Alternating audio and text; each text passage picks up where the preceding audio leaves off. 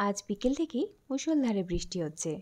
আর এই বৃষ্টি দেখে সন্ধেবেলায় মনটা কিছু ভাজাভুজি চাইছে।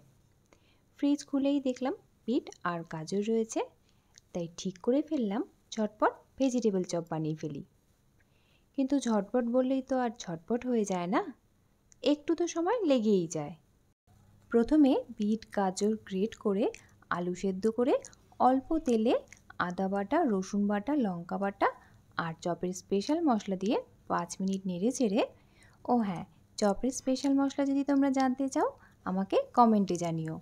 এই স্পেশাল মশলা তৈরি করতে কী কী মশলা ব্যবহার করেছি সবটা তোমাদের জানাবো। এই একটা মশলা ব্যবহার করে তোমরা যে কোনো ধরনের চপ তৈরি করতে পারবে। তো কোথায় ছিলাম? হ্যাঁ, কর্নফ্লাওয়ারের গোলায় ডিপ করে ব্রেড ক্রাম্বস কোট করে তেলে ভেজে নিলেই রেডি ভেজিটেবল চপ। 30 মিনিটে চপ রেডি। খেতে কিন্তু হেভি হয়েছে।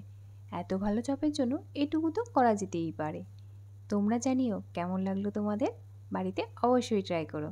বাই।